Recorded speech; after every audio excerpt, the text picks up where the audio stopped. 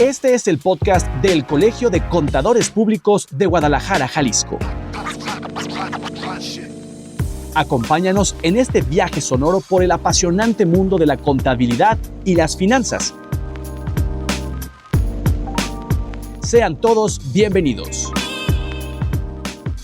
Qué gusto que nos acompañen una vez más en este podcast del Colegio de Contadores Públicos de Guadalajara, Jalisco. Hoy, de parte de la Comisión Sector Gobierno, tenemos una invitada especial, un personaje de nuestro estado de Jalisco que además ha tenido una actividad muy relevante en la política, en el servicio público y, por supuesto, en la Universidad de Guadalajara. Saludo en esta mesa de trabajo a la doctora Celia Fausto Lizaola. ¿Cómo le va? Qué gusto que esté con nosotros. Bienvenida al Colegio de Contadores. Muchísimas gracias. El gusto es mío y es un placer platicar con ustedes y que estoy segura que también nos van a escuchar su auditorio, ¿no? Gracias. Muchas gracias por la invitación. Doctora, cuando me hacen el planteamiento del tema, el trabajo legislativo en pro de las finanzas estatales, lo primero que pensé fue que le queda como anillo al dedo, porque usted tiene una amplia experiencia, particularmente en el tema legislativo, y creo que las preguntas que hoy vamos a hacer con usted, esta charla que queremos entablar, nos va a ayudar a entender, sobre todo en el tema de las finanzas estatales, la importancia de poder hacer proyectos, la creación de leyes, reglamentos que ayuden a fortalecer el manejo del recurso público. Luego de darle la bienvenida, me gustaría saber primero, ¿cómo describiría usted el papel del Poder Legislativo en el fortalecimiento de las finanzas estatales? ¿Tiene una cosa que ver con la otra, doctora? Sí, cómo no.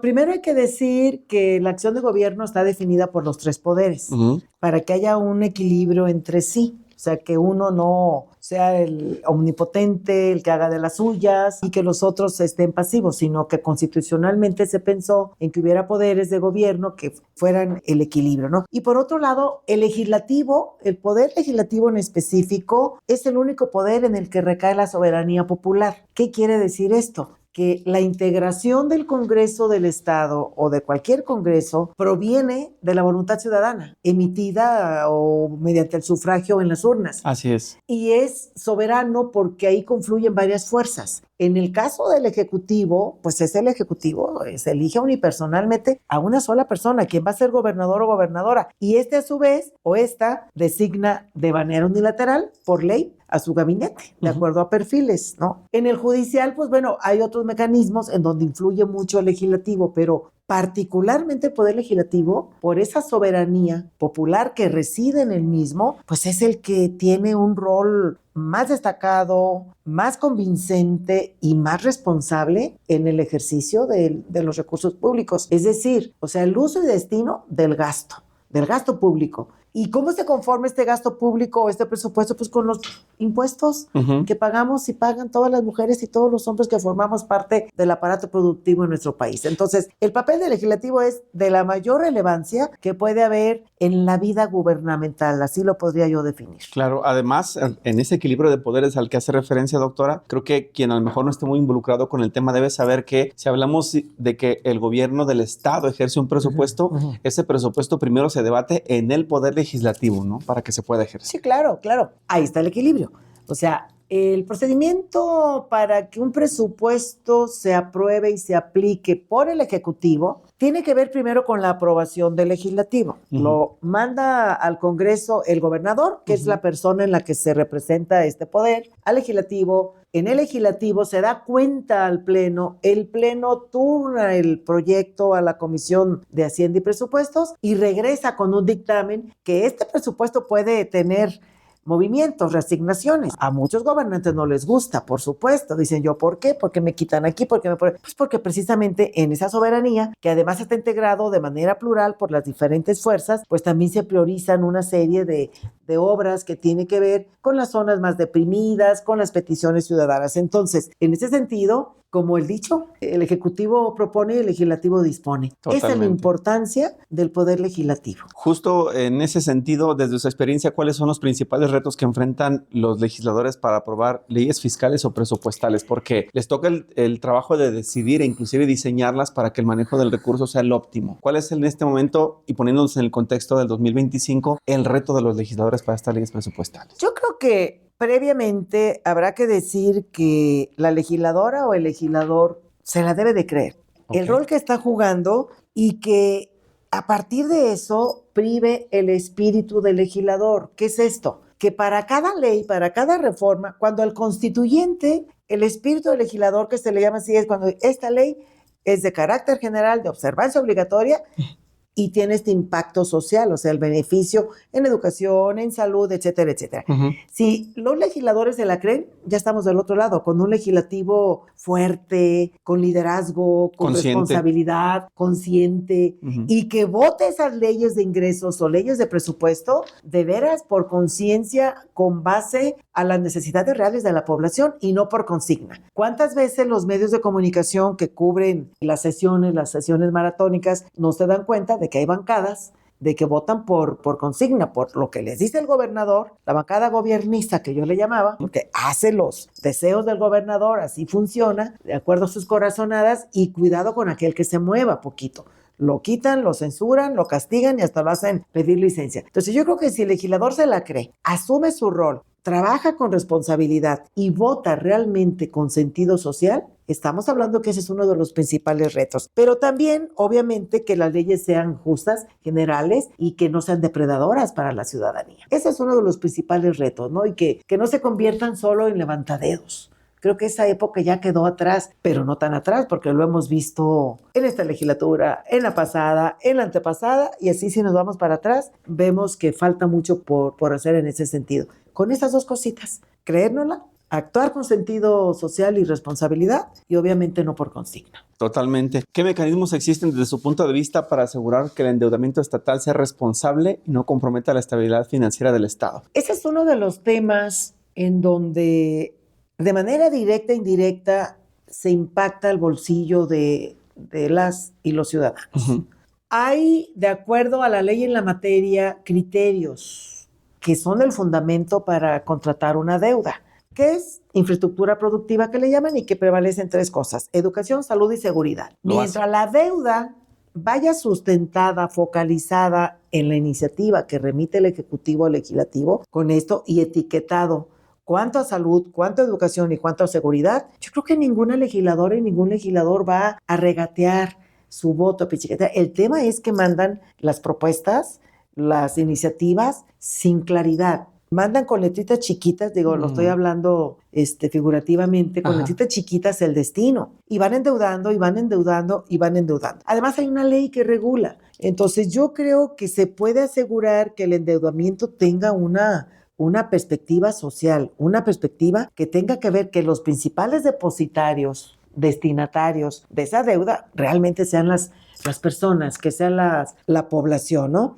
Y que obviamente cómo asegurar que sea responsable, porque cuántas dudas no hay. O sea, a ver, el crédito de tal año, el crédito japonés, el crédito para esto, con Alfaro, cuántas contrataciones de deuda hubo, y no había transparencia, había opacidad, ocultaban. Y todo lo escudaban con que era información reservada, información oculta, en fin. Entonces, yo creo que una forma de asegurar el endeudamiento, porque, a ver, todos los países del mundo pueden contratar deuda para mejorar la infraestructura de su ciudad, de su población, etcétera, pero que lo hagan con transparencia, que esté etiquetado, que diga, este porcentaje de deuda va para hacer más hospitales, esto para equipar las escuelas regionales donde no tienen banda ancha, donde tienen internet, donde faltan las escuelas, donde faltan baños, etcétera. Y esto es para la seguridad, para equipar a las corporaciones, para capacitarlos, para elevarles el nivel salarial, porque pues obviamente que sí están mal pagados las corporaciones o los elementos de seguridad en todos los municipios y el Estado. Entonces, yo creo que hay dispositivos legales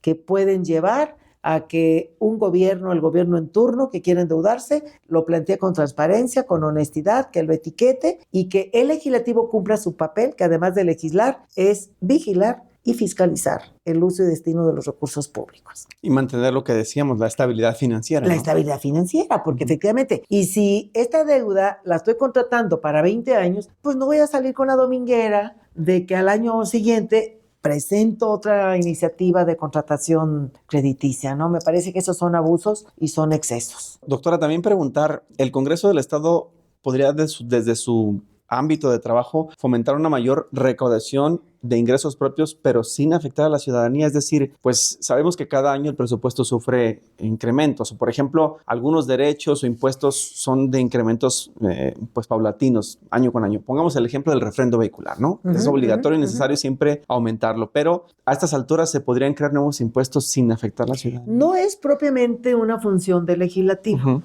O sea, en la ley orgánica del Poder Legislativo está muy claramente que es legislar con nuevas leyes, reformas, adiciones, etcétera, decretos, pero no es su función la recaudatoria. Esa es función expresa del Poder Ejecutivo y de los 125 ayuntamientos que conforman nuestro territorio estatal. ¿Pero qué hace el ayuntamiento?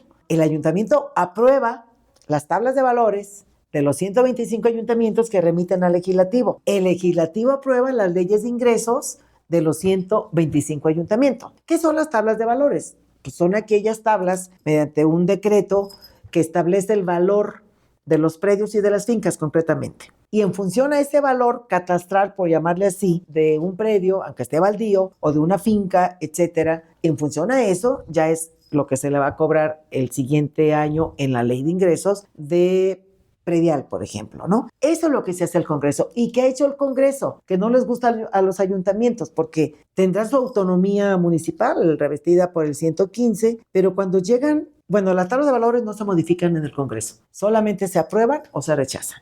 Sin embargo, las leyes de ingresos, donde sí viene ya en base al valor que le están dando en la tabla catastral y que ya le insertan tu predio, ahora en lugar de pagar en 2024 10,000 pesos, por ejemplo, vas a pagar 15,000. Ya lo ponen en la ley de ingresos. Ahí en la ley de ingresos sí podemos modificar el predial, el refrendo, etcétera. O sea, sí se puede incidir desde el legislativo, hacer modificaciones en las leyes de ingresos, pero es una función del Ejecutivo y de los ayuntamientos. Y es donde influye mucho en el legislativo cuando dices está muy elevada, es excesiva esta tarifa en la ley de ingresos. No es posible que se incremente hasta el 50%, en algunos el 12%, el 5% que impacta mucho. Entonces, es donde el dispositivo puede establecerlo el Congreso del Estado. Sí. Pero para eso, pues tiene que haber a lo que vuelvo, ¿no? O lo que dije al inicio, legisladoras y legisladores conscientes de las necesidades reales de la población. Y no porque si tiene mayoría el partido Movimiento Ciudadano, las mandan los ayuntamientos naranjas y las aprueban tal cual, porque así les dan la orden. O si son de Morena, actúan exactamente igual. Si son del PRI, y así sucesivamente ha ocurrido. Entonces yo creo que debe de haber un desempeño más empático, más solidario, más cercano a las necesidades de la gente. Y de esa manera, pues, obviamente va a haber leyes más sociales, ¿no? Antes de ir a la pausa en este podcast del Colegio de Contadores, doctora Celia Fausto Lizaola, ¿qué importancia considera usted que tiene la fiscalización del gasto público desde el legislativo para la salud de las finanzas estatales? Toda. Decir, como observador. Toda la importancia. Precisamente yo decía hace un momento que una de las funciones, las tres importantes del legislativo es la fiscalización de los recursos públicos. No lo hace propiamente el legislativo, claro. Aprueba las cuentas públicas, ciertamente, pero una vez que las remite la Auditoría Superior del Estado, que hay que recordar, y fue una reforma que se hizo en la primera legislatura donde yo fui parte de la 57, aprobamos la ley de fiscalización, a partir de la cual se separa la Auditoría Superior del Estado, que era la Contraloría y que dependía 100% del legislativo. Le revestimos de autonomía plena a la Auditoría Superior del Estado, hicimos su propia ley de fiscalización y en ese sentido, pues obviamente nos remiten las cuentas públicas, nosotros se las enviamos a la auditoría las regresa ya revisadas con cargos, sin cargos, etcétera, y en el legislativo se vuelven a aprobar. Pero ya prácticamente cuando las remite la Auditoría Superior del Estado, ya prácticamente también se votan o a favor o se rechazan. Entonces, el Poder Legislativo tiene esa función. Fiscalizar. De fiscalizadora, de ver que el Ejecutivo, exactamente en los POAs, que el recurso que etiquetó para una obra se gaste así. Y que si no se hizo, ya será la observación por la Auditoría Superior del Estado, obviamente, ¿no? Entonces, es total en ese sentido. No la hacemos propiamente nosotros. O sea, hay una sí relación muy estrecha entre el legislativo y el auditor. Y perdón, dije nosotros, ya no soy legisladora, no soy diputada, pero me están preguntando cosas y como que me remonto a mis experiencias, ¿no? No, y es justo la experiencia la que nos ha llevado a esta charla tan interesante. Permítame hacer una pausa en este podcast, doctora Celia Fausto Lizaola, y regresamos enseguida para seguir hablando del trabajo del legislativo en pro de las finanzas estatales, el tema hoy en esta conversación del Colegio de Contadores. Vamos al corte, regresamos enseguida.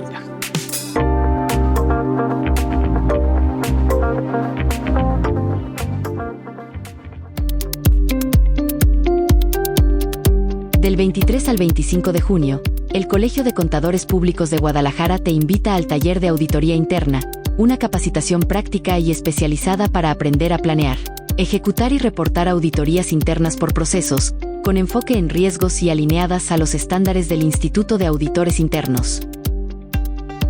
Durante el taller, desarrollarás habilidades para evaluar si los procesos de tu organización cumplen con sus objetivos de forma eficaz, eficiente y segura.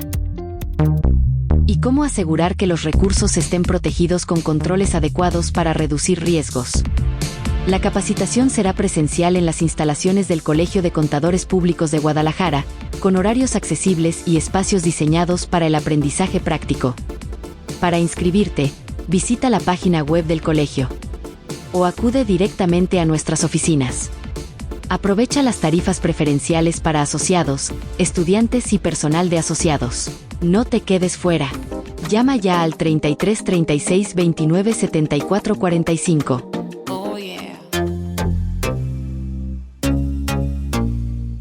A partir del 1 de enero de 2024, todas las firmas de contadores deben cumplir con la nueva norma de revisión de gestión de la calidad, que exige implementar un sistema de gestión de calidad basado en riesgos.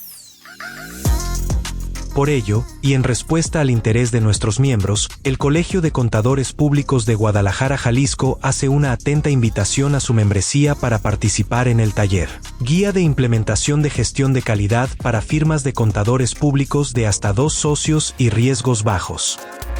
Este taller brindará a los asistentes las herramientas necesarias para elaborar documentos clave del sistema, como el perfil de la firma, la política de documentación, la matriz de riesgos y los procedimientos de aceptación de clientes y gestión de recursos humanos, con formatos desarrollados por la Comisión de Gestión de Calidad de la región Centro-Occidente del Instituto Mexicano de Contadores Públicos. La cita es este lunes 2 de junio a partir de las 9 de la mañana.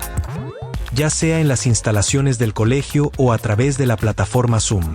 Registra tu asistencia hoy mismo y aprovecha las tarifas especiales para asociados, estudiantes y personal de asociados.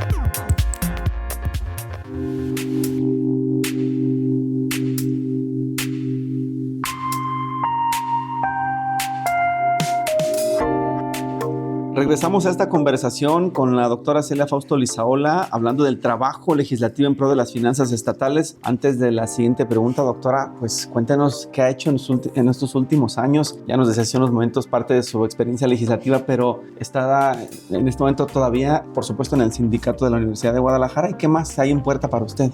Bueno, yo desde hace tiempo me he dedicado ya a mi trabajo universitario. Actualmente me desempeño como integrante del Comité Ejecutivo del Sindicato de Trabajadores Académicos de la UDG, organización gremial que agrupa a más de 16,000 académicas y académicos, inclusive desde la misma rectora general es sindicalizada, con la acotación de que tienen receso sus derechos político-electorales, pero tiene fuera de ahí todos los derechos. Y bueno, somos una comunidad muy amplia, muy grande, pensante, muy hay activa. Investigadores, investigadoras. El ejercicio de la docencia pues es nada más y nada menos que estar formando a las nuevas generaciones y obviamente para focalizar que se desempeñen como personas de bien, porque México necesita a la nueva generación con bríos, con objetivos, con metas, con proyectos. Yo ya no veo un sector de jóvenes apático, que no cree en la vida pública. Pueden participar desde su entorno vecinal, laboral, estudiantil. En el estudiantil hay mucha participación, muchísima, por supuesto, y de ahí hay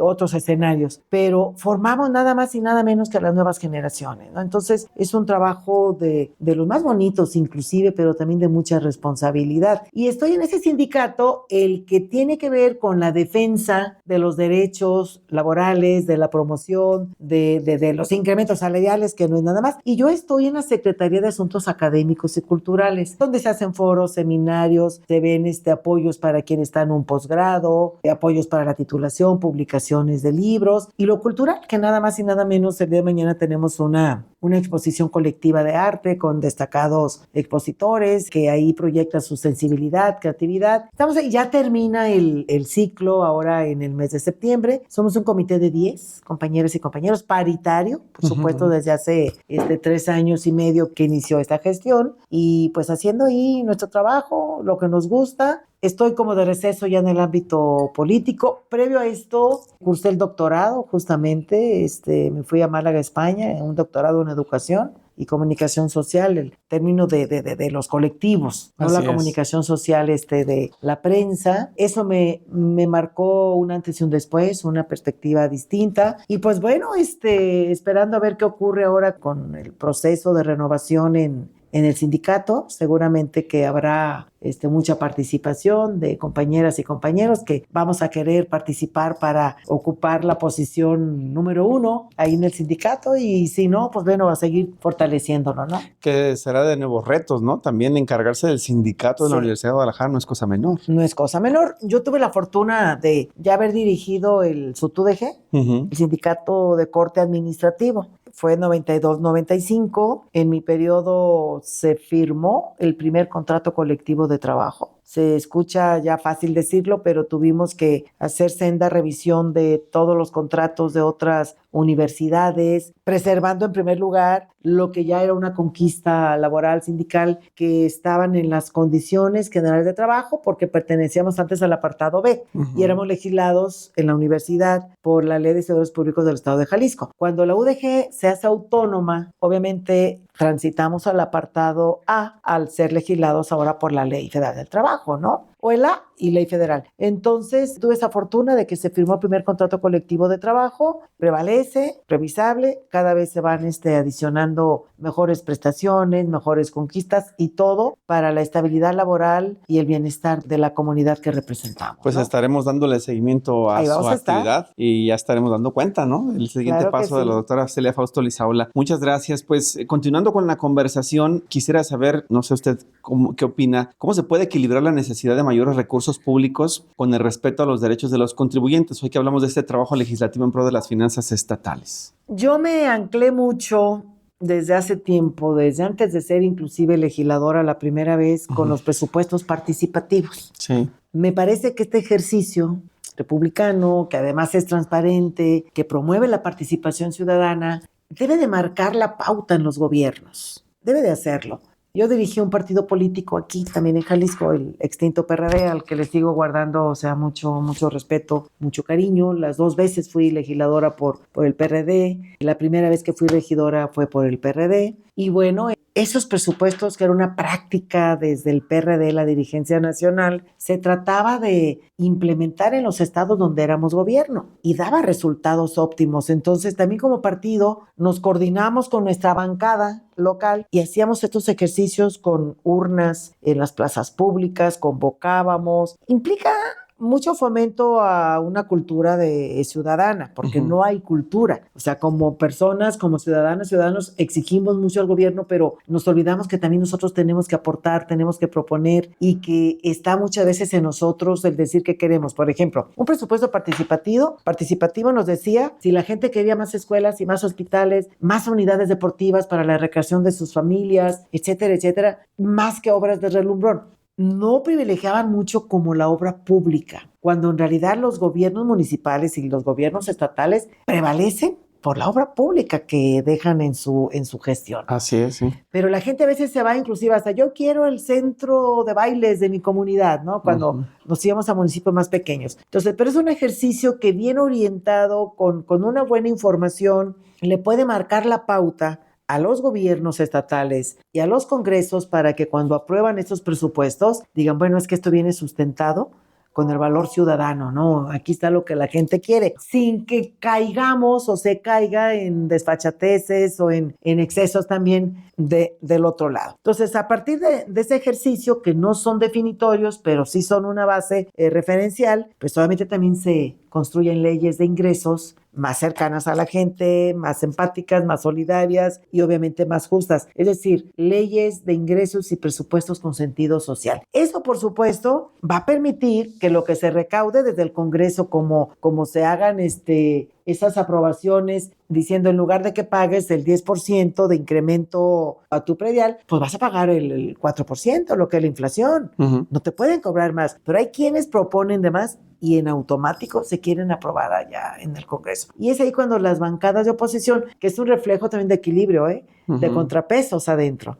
Claro. a la fracción mayoritaria, porque la fracción mayoritaria es la que a veces a ciegas, como le dicen, es como vota. Y no hay debate, no hay debate. Entonces las bancadas de oposición son las que son los equilibrios, los contrapesos. Con el debate proponen, se logran a veces muchas cosas y otras veces no. Pero yo creo que ahí, a partir de un ejercicio implementado que sería el otro poder estatal y los ayuntamientos y el Congreso también que se capacite en ese sentido. De lo contrario, yo creo que va a seguir siendo lo mismo, ¿no? Pero incluso desde la figura de la oposición, el propio legislador es cuando empieza a defender el interés del ciudadano, ¿no? De sus representados, de incluso los grupos minoritarios que están ahí, que tienen demandas y a veces no hay cómo puedan ser escuchadas. Exacto, exacto. ¿Qué papel juega la transparencia? Vamos ahora también a este tema interesante y la rendición de cuentas en el trabajo legislativo relacionado con las finanzas estatales. Pues es que va junto con pegado con la fiscalización, la rendición de cuentas. Y obviamente la transparencia tiene que ver con que la ciudadanía, que es la dueña del dinero público, conozca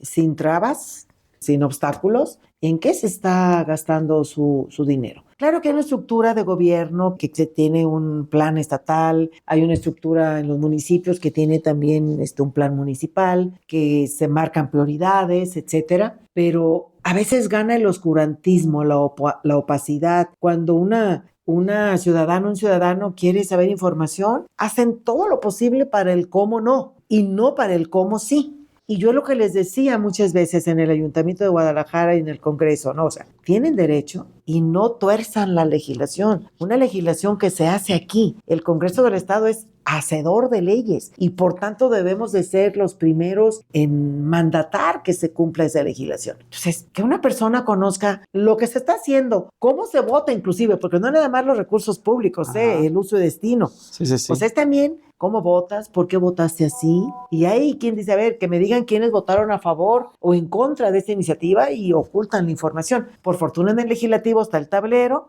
ya rápidamente ahorita con las redes sociales, la tecnología, pues todo se difunde. Entonces, la transparencia y la rendición de cuentas para mí es un binomio no solamente indispensable, indestructible, que deben de acuñar desde el ejercicio del poder público en el nivel que corresponda, municipal, estatal e inclusive desde el legislativo. Recordemos aquellas cuestiones de las casas de enlace, etcétera, que, bueno, pues había mucha opacidad y no se comprobaban. Y eso no era rendirle cuentas a la ciudadanía, ¿no? Cuando se criticó que fueron unas cajas chicas, ¿no? Caja grande. Eran 90,000 pesos mensuales. Sí. Mensuales. Multiplíquenle al año, multiplíquenle... Por legislador. Por legislador. Y ahí nos opusimos y lo logramos. Ahí está que el desaparecieran. resultado. Antes de despedirnos, me gustaría saber, ahora haciendo un análisis a nivel Estado, doctora Celia Fausto, si usted considera que los estados tienen suficiente autonomía financiera o todavía existe alguna fuerte dependencia de la federación, en los tiempos actuales particularmente. ¿Qué se podría hacer desde el legislativo para fortalecer la autonomía de los estados? Pero hablemos del caso específico de Jalisco. No, yo creo que todavía existe dependencia. O sea, el cordón umbilical de los estados con la federación ha sido per se. Y yo creo que aunque ha habido avances, no se ha logrado que exista un federalismo. A ver, de entrada, que lo que Jalisco recaude se quede en Jalisco. Sí. Sigue recaudando, hay ciertos impuestos o transmisiones, etcétera, que recauda Jalisco, pero se entera a las finanzas de la federación. Y de la federación se regresa, pero si aportamos 10 pesos nos regresan 1 peso.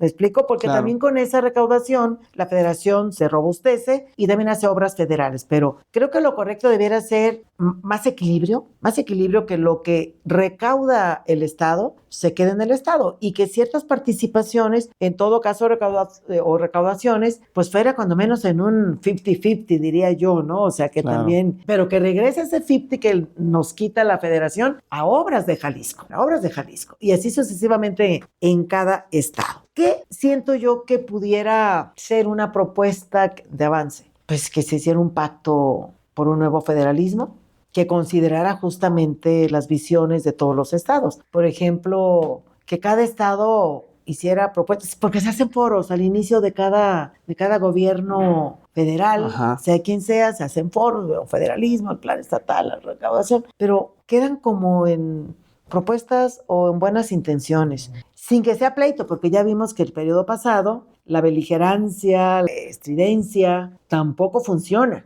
Yo creo que sí hay que tener un pacto, un acuerdo con la federación, con los pares, el gobernador, con la presidencia de la República, los secretarios del gabinete estatal, con los secretarios federales, etcétera. Tiene que haber coordinación. Sin coordinación me parece que menos se puede avanzar. Entonces tampoco que sea la diatriba o el autoritarismo y aquí en Jalisco solamente yo, como lo vivimos el sexenio pasado y que no nos llevó a buenos resultados. Un análisis, pero en serio, que realmente también ayuda a potenciar las capacidades de otros estados, ¿no? Porque si no, se sigue siendo el mismo ejercicio en donde realmente se le da la vuelta a la historia, pero siguen recaudando lo mismo de los mismos, repartiendo a los otros, sin presionándolos a que también fortalezcan sus finanzas, ¿no? Es cierto, es cierto. Entonces yo creo que con una buena reforma y un pacto fiscal que fortalezca o que dé lugar al nuevo federalismo, que fortalezca más las finanzas estatales y que desde la federación también se esté fortaleciendo con obra del otro porcentaje, nos haría obviamente ya pensar que estamos dando pasos gigantescos, ¿no? ¿Sería lo único o habría otras reformas que se deberían impulsar para mejorar las finanzas públicas estatales? Algo más. Bueno, yo creo que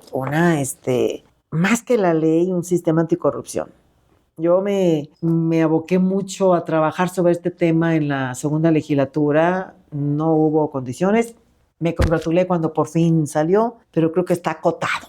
Sí. El sistema anticorrupción. Yo presenté una iniciativa de ley muy completa desde la visión nuestra, se aprobó en comisiones, se aprobó en primera lectura en el Pleno, pero ya nunca pasó a segunda lectura, me decían que no había condiciones, etcétera. Fue una iniciativa que transitó por los colegios. Aquí en el Colegio de Contadores también estuvimos socializándola con sindicatos, con universidades y curioso con las cámaras, y curioso, había sectores, decían que no le veían futuro, que porque siempre, y nos decían gente que había sido parte, ya es que si yo no doy mi diezmo para, en el caso de los desarrollos, ¿no? Sí, claro. Si no doy mi diezmo, no me sacan mi autorización de uso de suelo. Señor, le digo, no, es que para que haya corrupción se ocupan dos. Y si ustedes le entran, pues nunca se va a acabar. Sosténganse y denúncienlo. Para esto va a estar aquí esta ley y la fiscalía. Yo proponía una fiscalía anticorrupción estatal. Con más autonomía. Con autonomía, con dientes, obviamente. Y que luego hubiera fiscalías también regionales, de acuerdo a la propia estructura estatal. No hubo voluntad. Después dije, bueno, hay un primer paso, se aprobó ya el sistema, la ley, pero no tiene dientes, está acotada, me parece, en una apreciación muy personal. A lo mejor me falta hurgar más, respeto mucho a quien está al frente, pero creo que debiéramos de fortalecer esa estructura. ¿Por qué? Porque en la corrupción se consume o se absorbe mucho del recurso público, el que se embolsan, el que le suben ahí a la adjudicación para que le toque, la nómina, en la nómina que cada vez va creciendo y van dejando basificaciones, se absorbe gran parte del presupuesto público. Y para tener finanzas sanas, pues hay que tener también gobiernos honestos, gobiernos transparentes, gobiernos cercanos a la gente, gobiernos que piensen en los más necesitados. Con autocrítica. Con autocrítica también, y que digan efectivamente, pues vamos a hacer austeros, no que ganen el mínimo, como la premisa que andaba ahí, una máxima, gana el mínimo, no, porque hay una responsabilidad y un equilibrio, algo justo, un equilibrio, ¿no? Algo justo, y bueno, los gobiernos o los gobernantes deben de ser de tiempo completo, no deben de ser de jornadas burocráticas de 8 horas, claro que no, de tiempo completo y los 365 días del año. Entonces yo creo que en los salarios, que en el Ayuntamiento de Guadalajara presentamos un reglamento de tabulación, etcétera, no funcionó tampoco, fue propuesta nuestra, propuse que nos bajáramos el sueldo, me decían que para qué, digo, pues porque la gente está esperando señales claras de nosotros, claro. No ganamos mal, a lo mejor bajarnos un 20%, no, me convertí en incómoda ahí, ¿no?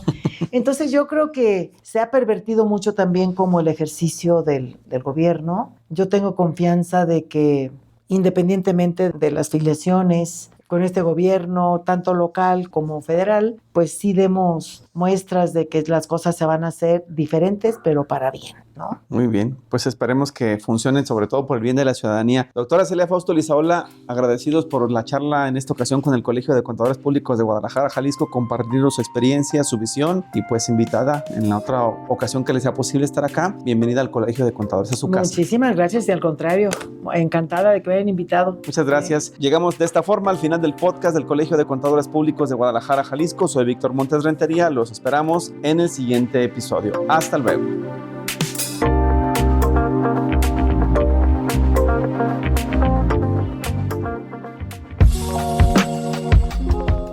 Gracias por escuchar este podcast del Colegio de Contadores Públicos de Guadalajara, Jalisco. Te esperamos en el siguiente episodio.